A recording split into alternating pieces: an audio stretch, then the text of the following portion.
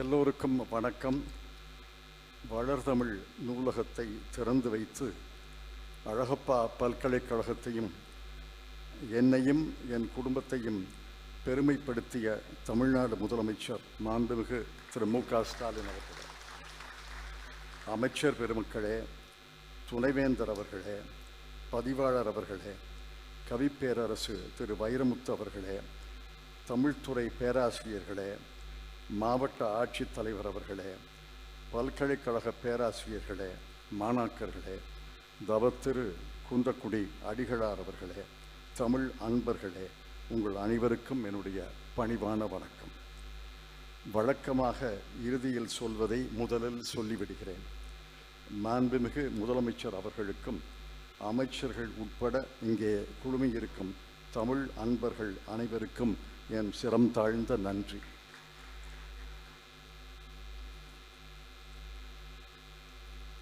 என்னுடைய தாயார் திருமதி லட்சுமி அவர்கள்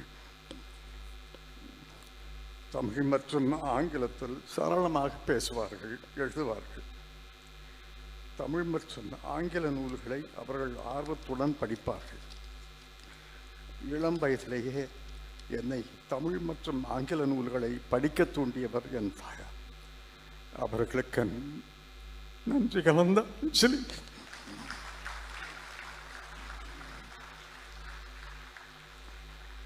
துணைவேந்தர், பதிவாளர் மற்றும் பேராசிரியர்கள், என் குடும்பத்தினர் திரு கார்த்தி, திருமதி நளினி, திருமதி ஸ்ரீநிதி, செல்வி அதித்தி, நூலக கட்டிடத்தை வடிவமைத்த திரு உமாசங்கர், திரு குருநாதன், பொறியாளர் திரு ஏழுமலை, நூலகத்தை அக்கறையுடன் கட்டிய கோரமண்டல் இன்ஜினியரிங் கம்பெனி திரு மணிமாறன், திரு வேலப்பன், திரு சொக்கலிங்கம், தமிழ்துறை தலைவர் பேராசிரியர் ராஜாராம், பேராசிரியர் திருமதி செந்தமிழ்பாவை, நூலகர் திரு கிருஷ்ணகுமார், தமிழ் நூல்களை சேகரித்து எங்களுக்கு வழங்கிய திருமதி அருணாதேவி, திருமதி தேவி நாச்சியப்பன், திரு ஜெயங்கொண்டான் உள்ளிட்ட பல தமிழ் நண்பர்கள், 20 கணினிகளை அன்பளிப்பாக வழங்கிய திரு சிவநாடார், திருமதி ரோஷினி நாடார் மல்ஹோத்ரா, என்னுடைய தேவைகளை உணர்ந்து எனக்கு எப்பொழுதும் துணையிருந்த சட்டமன்ற உறுப்பினர் திரு மாங்குடி,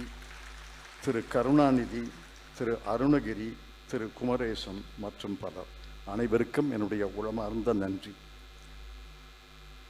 என்னுடைய தமிழ் ஆர்வத்தை வழிப்படுத்துகின்ற என் இனிய நண்பர்கள் கவிப்பேரரசு திரு வைரமுத்து, முனைவர் திரு மா ராஜேந்திரன், பதிப்பாளர் திரு கவிதா சொக்கலிங்கம் ஆகியோருக்கு நான் அன்பான நன்றி. தமிழ் வாழ வேண்டும், தமிழ் வளர வேண்டும்.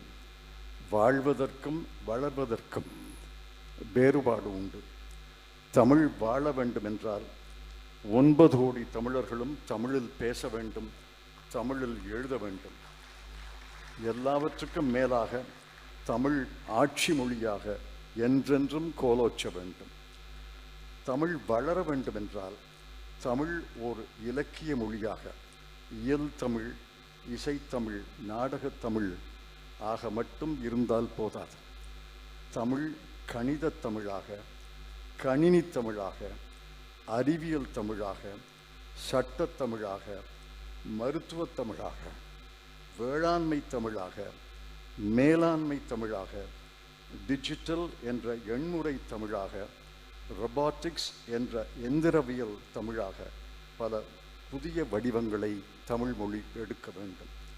இந்த சிறிய நூலகத்துக்கு ஒரு சிறப்பு உண்டு. இது தனி நூலகம் அல்ல, ஒரு புகழ்பெற்ற பல்கலைக்கழகத்தின் அங்கம். இந்த நூலகம் உலகம் போற்றும் தமிழ் ஆராய்ச்சி மையமாக உருவாக வேண்டும் என்பது என்னுடைய கனவு. இந்த நூலகம் புது படைப்புகள் அரங்கேறும் ஒரு சங்கப்பலகையாக இருக்க வேண்டும். புதிய படைப்பாளிகளின் நாற்றுப்பண்ணையாக இருக்க வேண்டும். சிறுகதை, கவிதை, நாவல், நாடகம் இன்னும் பல புதிய வெளிப்பாடுகளை பயிற்றுவிக்கும் பயிலகமாக இருக்க வேண்டும்.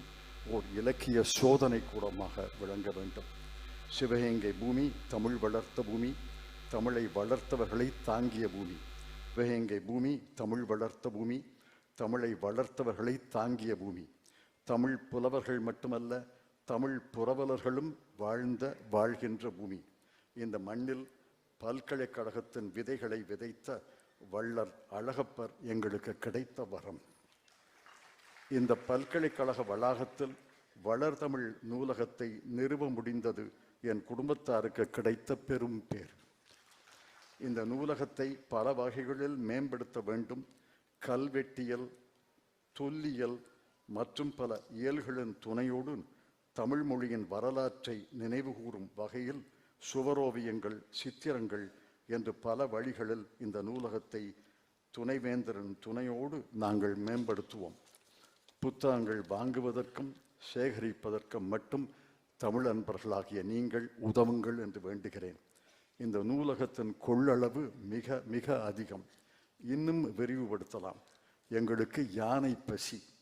முதலமைச்சர் தலைமையில் தமிழ்நாடு அரசே இங்கே இருக்கிறது. இந்த நூலகத்தின் யானை பசிக்கு தமிழ் அன்பர்கள் ஒவ்வொருவரும் ஒரு கைப்பிடிச்சோறு தர வேண்டும்.